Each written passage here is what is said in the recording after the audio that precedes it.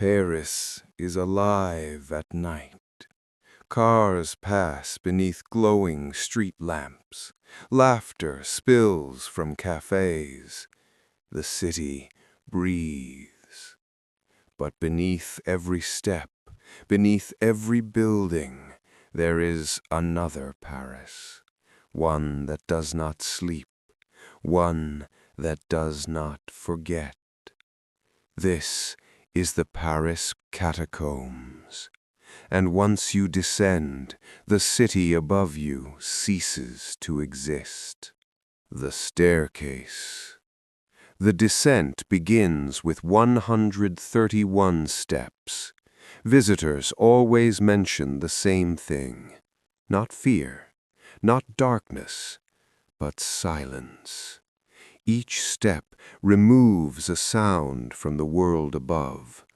Traffic fades, voices vanish. Even the echo of your footsteps feels wrong, as if the stone absorbs it. Some visitors turn back here. Most don't. The air grows colder, heavier. It smells faintly of damp stone and something else. Something old. The first bones. The catacombs were never meant to be beautiful. They were created because Paris ran out of space for its dead. By the 1700s, cemeteries overflowed. Bodies rose through the soil. The air itself carried disease. So the city made a decision.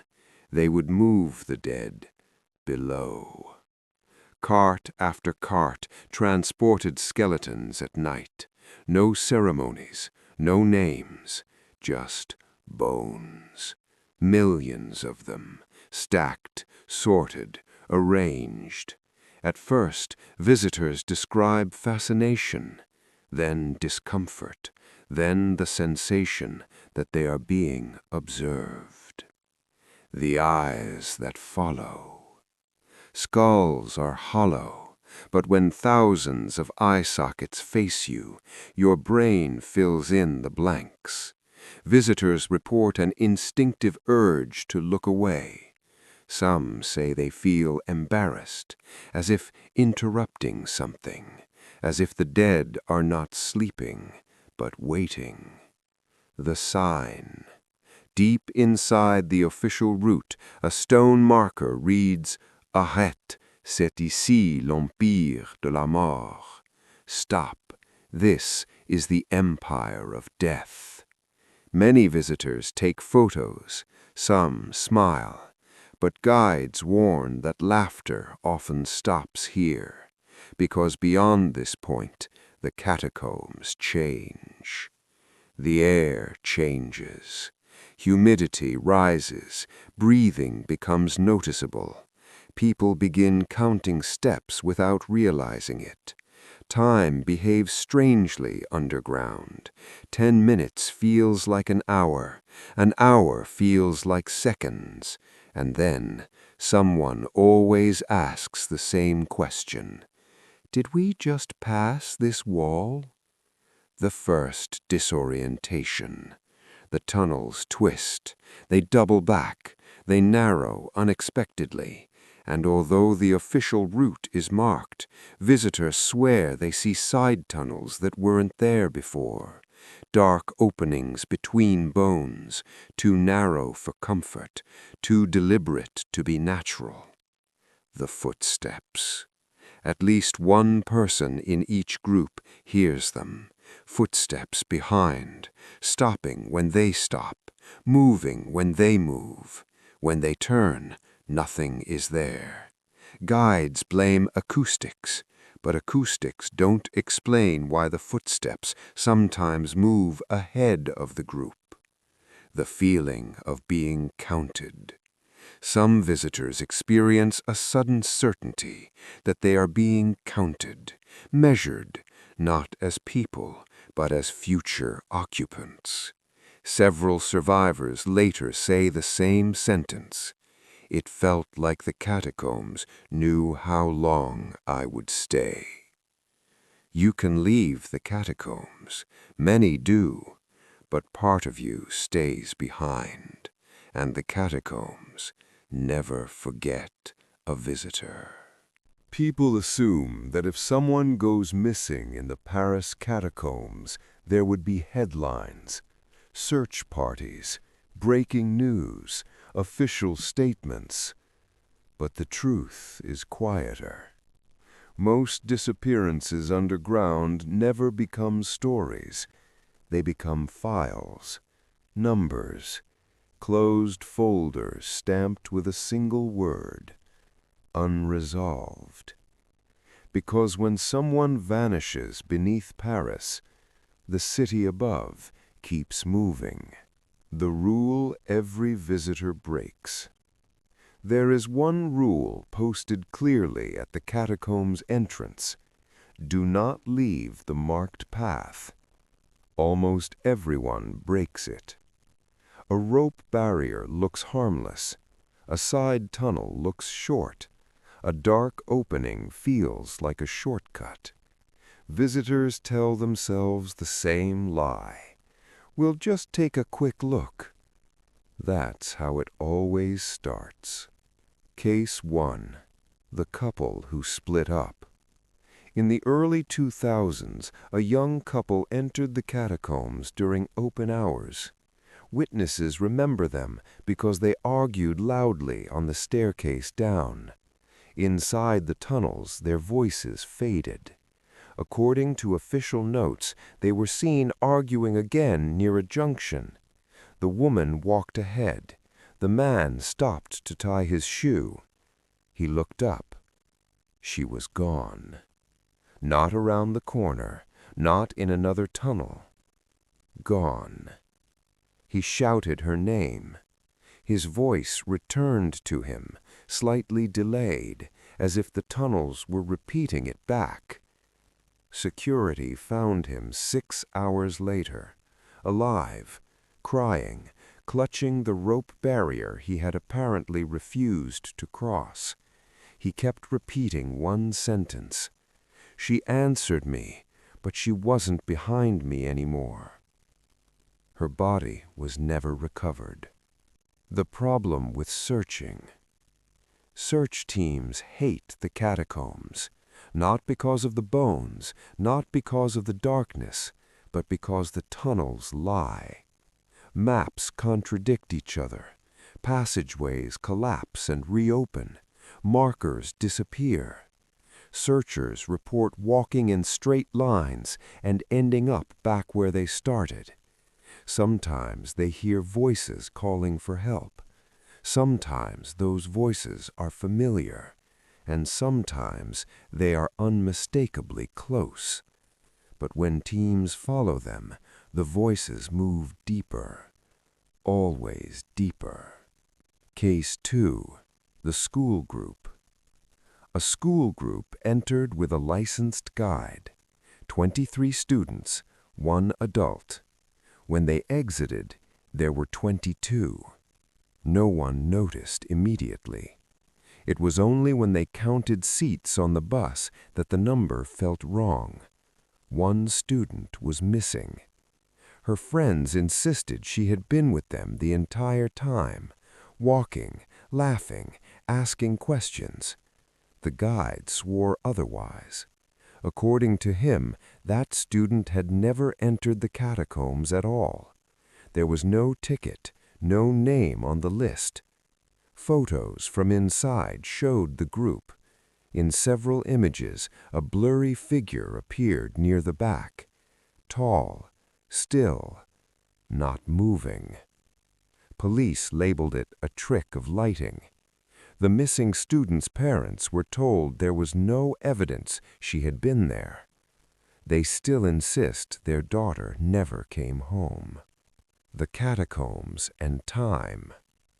Time behaves strangely underground. Watches stop. Phones lose signal. But worse than that, people lose sequence. Visitors emerge convinced they were underground for minutes.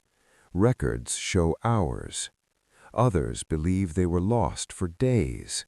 Their bodies show dehydration consistent with weeks. They have no memory of that time, only fragments, darkness, stone, breathing that wasn't theirs. Case 3. The journal.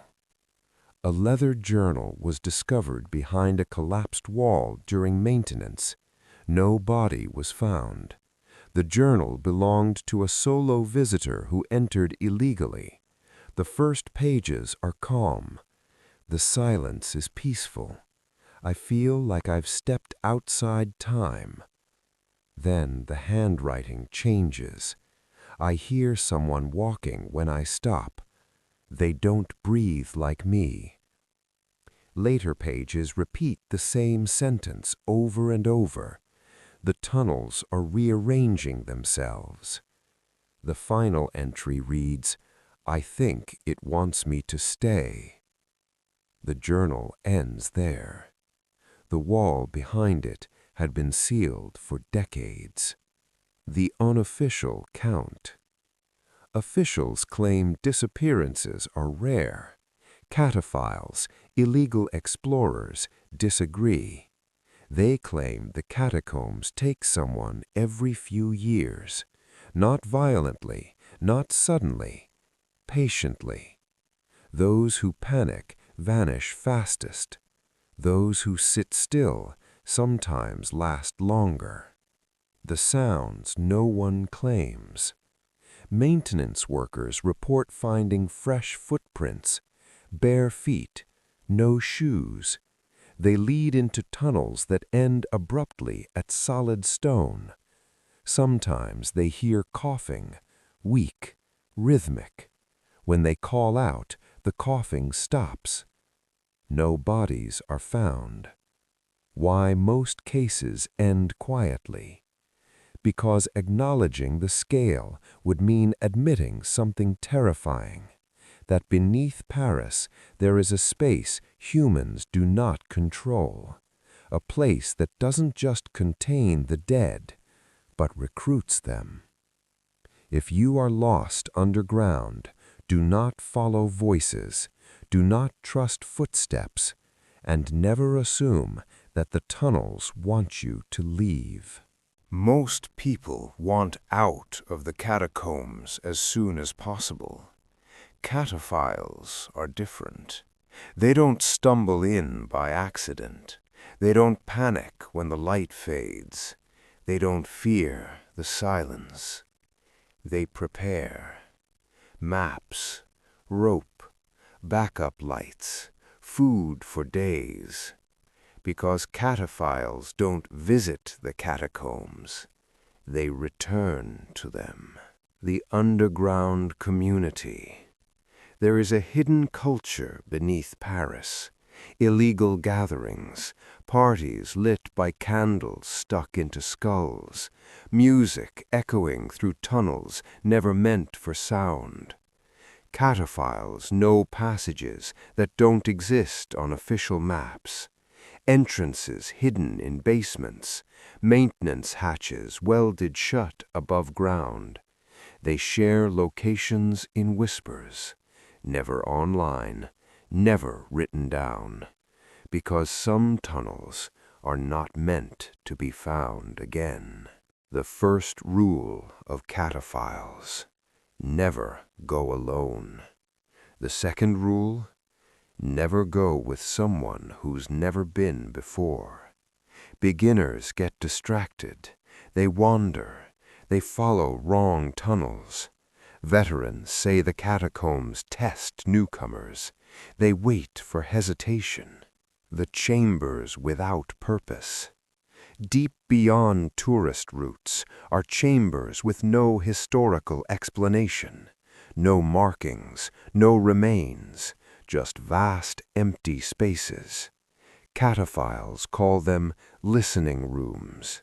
If you sit in silence long enough, you hear something else breathing. Not echoes, not airflow. Breathing. The ritual rooms. Some chambers show signs of recent use. candles burned down to wax puddles, symbols scratched into limestone, circles drawn in ash. Cataphiles insist these aren't cult sites. They say the catacombs don't respond to belief. They respond to attention. If enough people focus on the same spot, it changes. Walls grow damp, passages open, and sometimes new tunnels appear. The man who never left. Among cataphiles, there is a story told quietly. A man known only as Julien.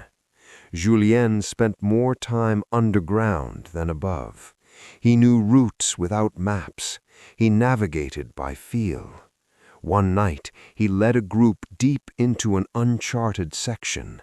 Halfway through, he stopped. He removed his helmet and placed it on the ground. When asked why, he said, "I don't need it where I'm going." He stepped into a narrow passage. No one followed. They waited 3 hours. Julien never returned. But months later, cataphiles reported seeing fresh chalk markings in areas only Julien knew. Guiding symbols, leading deeper. The underground parties. Some cataphiles throw celebrations underground, birthdays, anniversaries. They say the catacombs feel less hostile when acknowledged. But sometimes the music stops, not because equipment fails, because everyone hears something else. A rhythm, footsteps matching the beat, circling, closer. When the party ends, someone is always missing. There are never screams, just absence. The tunnels that breathe. Veterans describe moments when walls pulse, subtle, almost imagined, but when lights flicker, the pulse stops, as if the catacombs don't like being seen. Some say the tunnels expand slowly, millimeter by millimeter, making room. Why they keep going back? When asked why they return, cataphiles struggle to answer. Some say peace, some say curiosity. Others admit the truth. It feels like the only place that notices me. The catacombs don't judge. They don't rush. They wait. Not everyone who disappears underground is taken. Some are accepted. And once you are, the surface feels wrong. Every official map of the Paris Catacombs is incomplete. Not outdated, incomplete. Sections are missing by design. Passageways erased. Dead ends drawn where tunnels continue. The reason is simple. Some parts of the catacombs are not closed for safety. They are closed to be forgotten. The sealed doors. Deep underground, cataphiles encounter doors that should not exist. Solid iron, rusted hinges, bolted from the outside. No signs, no warnings, just doors beneath a city that never sleeps. Some have numbers scratched into them. Not room numbers, dates, centuries old. The door that breathes. One door appears on no map. Cataphiles call it la porte vivante, the living door. Those who find it describe condensation forming in rhythmic pulses, as if something on the other side is breathing. When lights shine directly on it, the moisture vanishes. When lights go out, it returns. No one agrees what's behind it. Those who tried opening it say the handle is warm. The tunnel of wrong angles. In some sections, geometry stops making sense. Passages slope downward, yet emerge higher.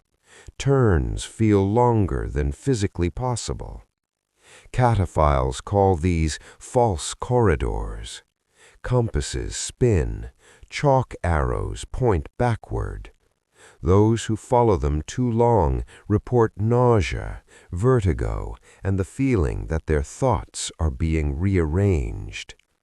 The chalk warnings. Deep explorers leave warnings in chalk, not directions, messages. Do not follow the whistling. Count your group every 10 steps. If you see stairs going up, stop. One message appears in multiple locations. The map is learning. No one knows who wrote it. The stairs that go up. Several explorers report discovering staircases carved into limestone.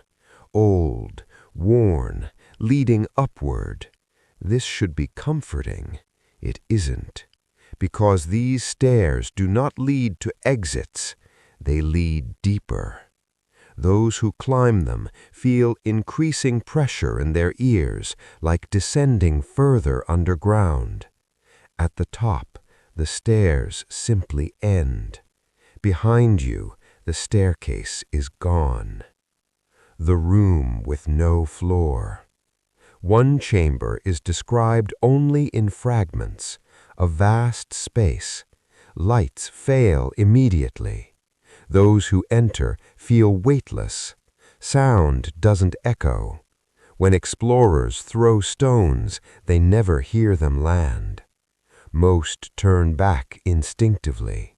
One man didn't. His rope came back, cut cleanly. Why the maps lie.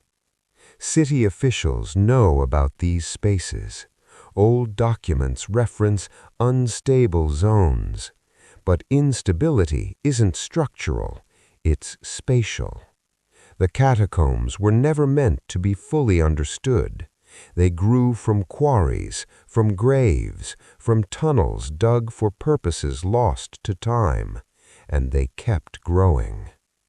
The tunnels that move. Cataphiles insist routes change, not collapses, shifts.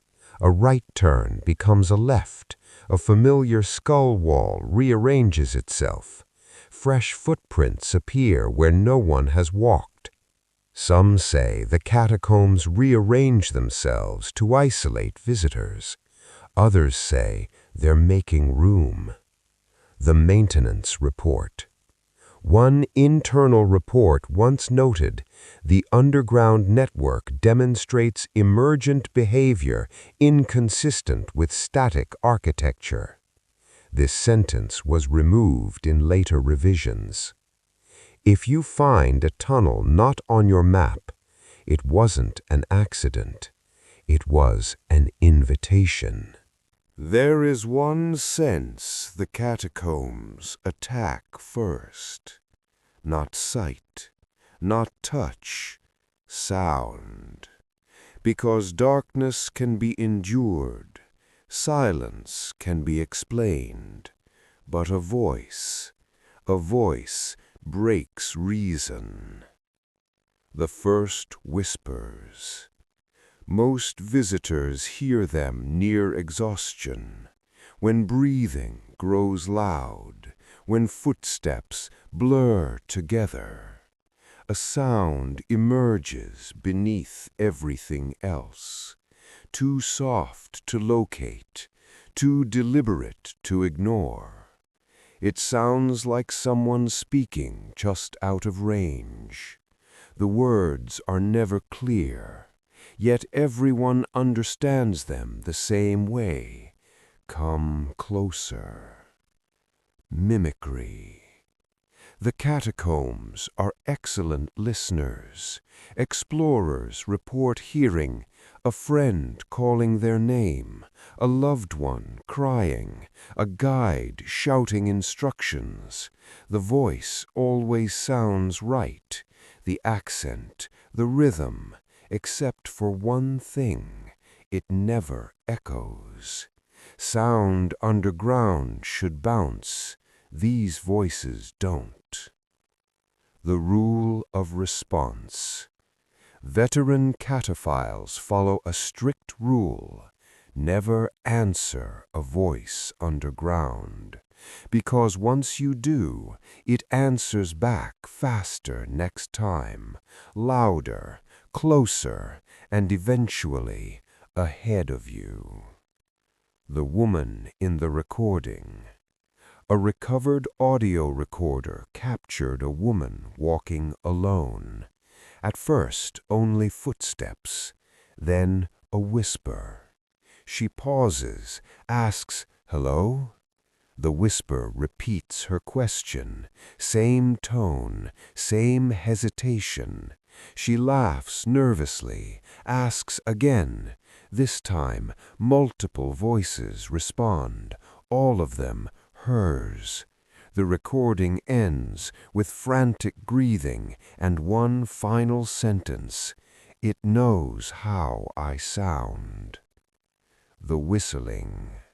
Some tunnels carry a faint whistle, 3 short notes, always the same pattern. Those who follow it report the air growing warmer. Walls feel softer, like damp clay. The whistling stops suddenly. Then comes silence so complete it feels painful. Anyone who enters that silence alone never returns. The names on the walls. Names are carved deep into stone, not memorials, not graffiti, lists. Some are recent, some centuries old. Explorers swear they have found their own names carved before ever writing it. When asked later, they deny ever seeing it, but they dream of it. The child's voice. Search teams hate reports involving children because children's voices trigger instinct, a cry, a sob, a whisper saying, "I'm lost." Every time teams follow it, the sound retreats, never faster than a walking pace, always just far enough. Teams report the voice becomes calmer the deeper they go. Eventually, it stops asking for help. The silence after. Survivors describe a moment when all sound vanishes. No footsteps, no breathing, no heartbeat. In that silence, they feel observed completely, judged, measured. Then sound returns violently, rushing air, racing pulse. Those who experience this often leave the catacombs permanently.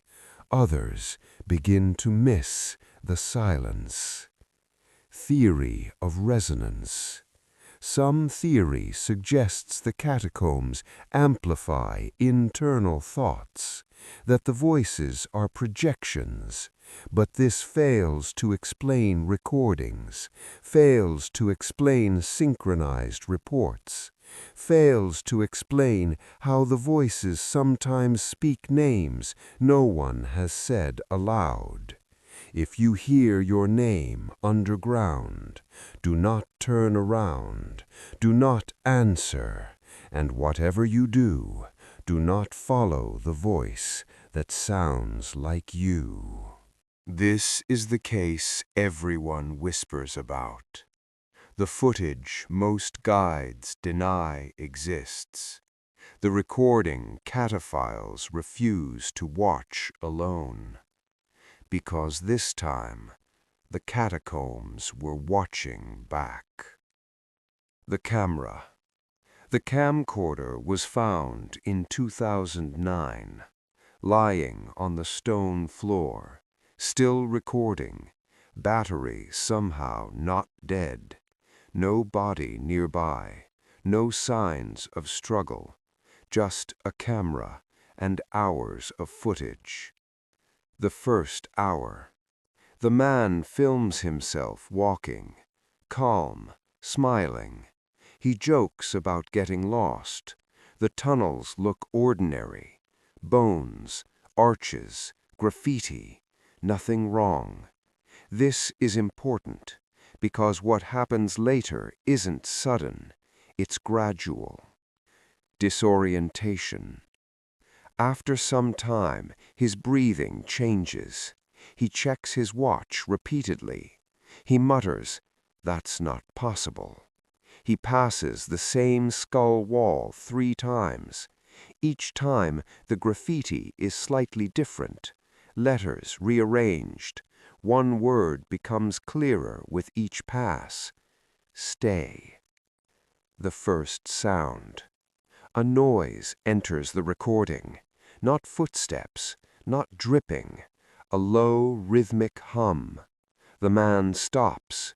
The hum continues. When he walks, it stops. When he stops, it resumes, like something responding to attention. Panic sets in. The man begins jogging. The tunnels narrow. The ceiling lowers. His light flickers. He calls out. His voice comes back, but delayed. Not an echo, a reply. The running. At some point, he starts running, not because of something behind him, but because he hears running ahead. Heavy, bare feet slapping stone. He shouts. The running matches his pace. Then, suddenly, silence. The room. He enters a chamber. The camera struggles to focus. The walls look wrong, too smooth. No bones, no markings. He whispers, "This wasn't here before." He pans the camera and freezes, because there are footprints, fresh, leading into the room, none leading out. The voice.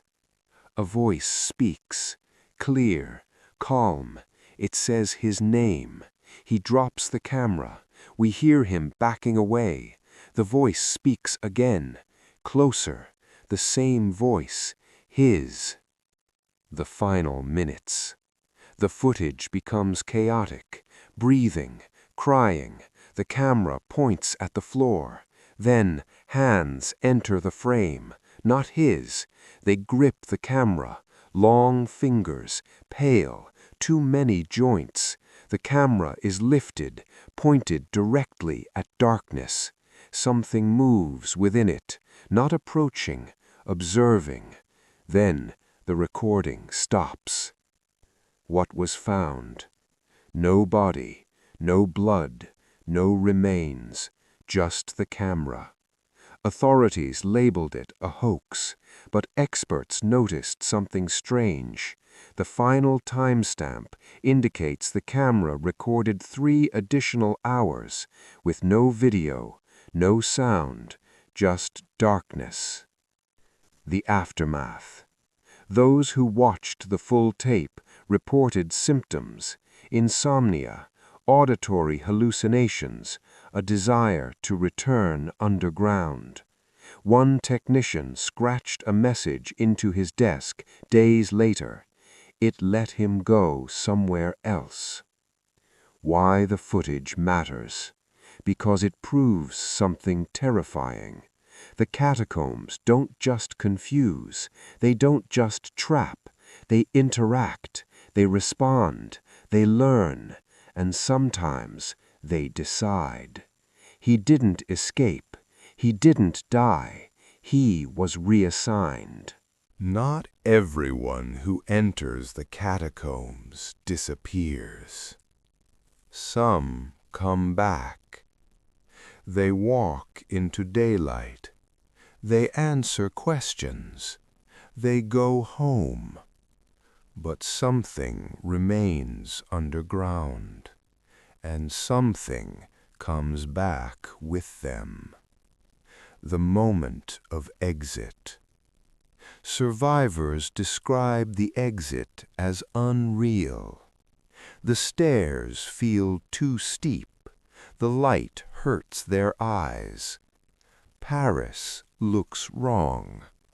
Too loud, too fast. One man said, "It felt like the city was pretending nothing happened." The symptoms.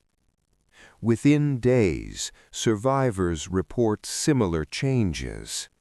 Sleep paralysis, recurring dreams of tunnels, the sound of footsteps when alone. Some wake up counting. Others wake up underground in their dreams, but standing still, as if waiting. The loss of direction. Many survivors develop an inability to navigate. Familiar streets feel unfamiliar. Maps become confusing. Some claim their internal sense of direction was taken. Doctors diagnose anxiety, but medication doesn't help, because anxiety doesn't explain why they all draw the same tunnel shapes unconsciously. The obsession. Survivors begin researching the catacombs obsessively, reading forums, studying maps. Some revisit the entrances without realizing why. They say the catacombs feel like home, not comfort, belonging. The dream room. Multiple survivors describe the same dream, a vast chamber, no bones, no walls, just darkness. They are not afraid. They feel evaluated. Sometimes a voice speaks, not aloud, inside them. Not yet. The changes no one notices. Friends say survivors become quieter. They pause mid-sentence, listen to empty spaces. Some stop responding when called by name, unless the voice sounds right. The ones who go back. A small percentage return, illegally, alone. They tell no one. Those who track them notice a pattern.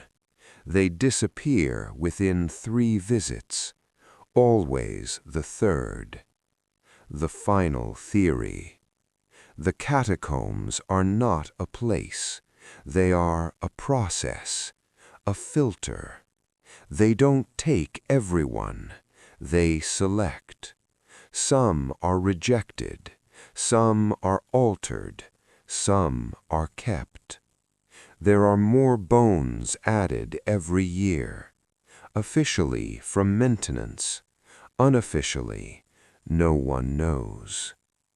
If you ever visit Paris, walk its streets, enjoy its lights. But remember, beneath every step is a city that remembers you. And if tonight you hear footsteps when no one is there, or a voice that sounds like your own, do not answer, because the catacombs never forget a visitor. They only decide when to call them back. Paris is built on stone, but stone remembers pressure. And beneath the streets, pressure never stops. The unexplained expansion. Surveyors have noticed something they cannot explain. Distances underground no longer match surface measurements. A tunnel measured at 40 meters one year measures 43 the next. No new excavation records exist. No collapse explains it. The catacombs are expanding without being dug. The new bones.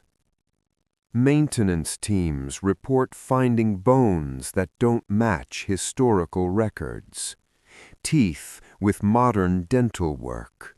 Metal implants never used in the 1700s.